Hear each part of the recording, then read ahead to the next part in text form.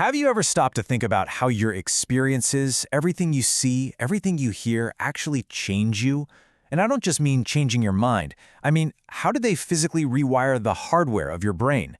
Well, today we're diving into this incredible idea that sound itself is an active ingredient in building the very brain circuits that allow us to hear in the first place. Right, this is the big one. We throw around this idea that the brain is plastic all the time, but what does that actually look like down at the microscopic level? I mean, how can something as invisible as a sound wave literally reach into your head and reconfigure the wiring between your neurons? Let's follow the science, because it leads to a remarkably precise answer. Okay, so to get there, we first need to get a handle on the basic infrastructure. Let's take a quick look at how the brain's high-speed communication network is built. At the very heart of it all is the axon. The best way to think of it is as an electrical superhighway. It's this long cable that zaps a signal from one brain cell to another. It's really the fundamental wire of our entire nervous system. Now, a signal traveling down that long highway, well, it would eventually just peter out. To stop that from happening, the axon is lined with what are basically booster stations. They're called voltage-gated sodium channels, or NAV channels for short. Every time the signal gets a little weak, these channels give it a powerful push to keep it moving at full speed and full strength. So, where exactly is our story taking place? We are zooming way in on a very special part of the auditory system, a gigantic nerve terminal called the calyx of Held. This thing is an absolute marvel of evolution, and it's built for one thing and one thing only: speed. The timing of its signals has to be unbelievably precise for us to do things like figure out where a sound is coming from. And within this amazing high-speed circuit, there's one part that is just absolutely critical.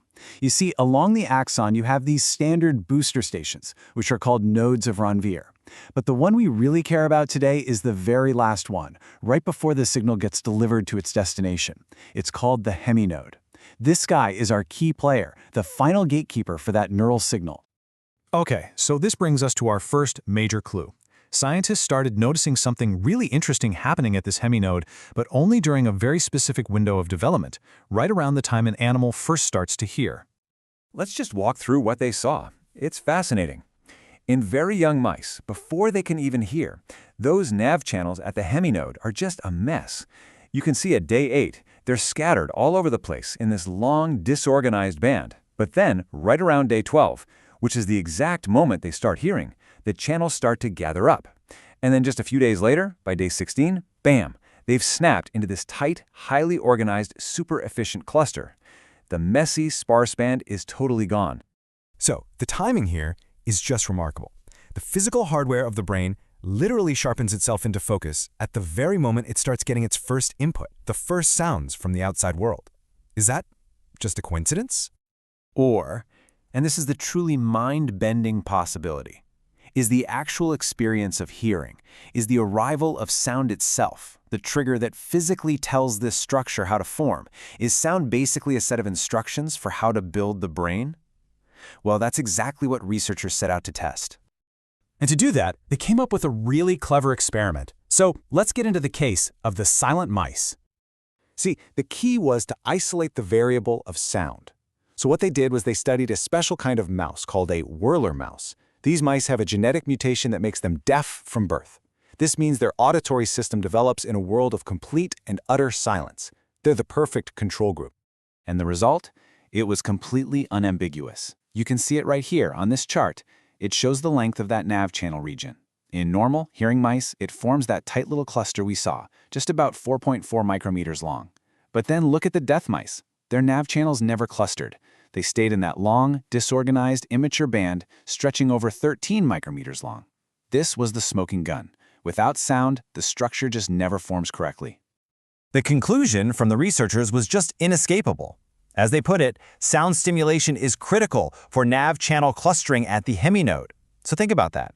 Experience isn't just something that happens to the brain. It's a necessary construction material for the brain.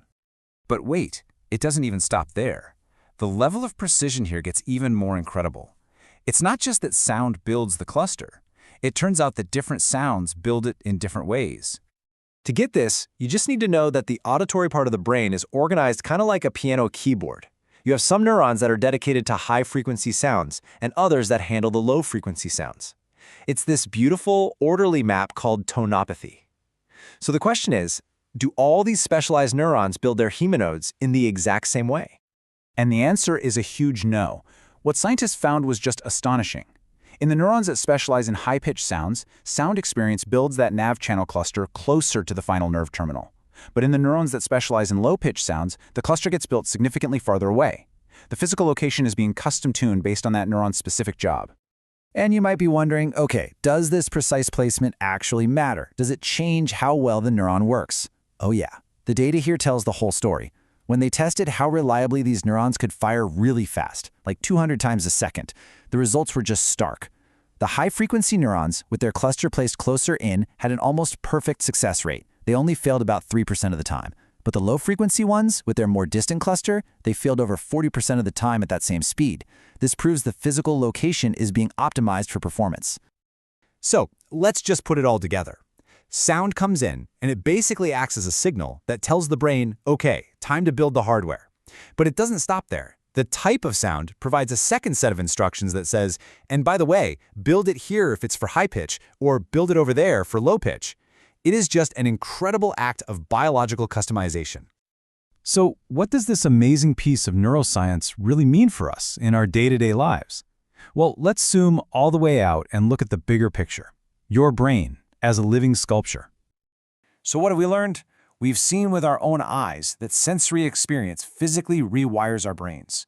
That sound isn't just something that gets processed, it's a required ingredient to build the system in the first place. And that this whole process is unbelievably precise. It custom tunes our neural hardware for specific jobs. And what that really means at the end of the day is that your brain right now is a dynamic structure, constantly being shaped and reshaped by the world around you. And that leaves us with one final, pretty powerful question to think about. We've just seen in incredible microscopic detail how one sense, hearing, sculpts one tiny part of the brain. So what about everything else? What conversations, what music, what sights, what ideas are actively sculpting the physical structure of your brain right this very second?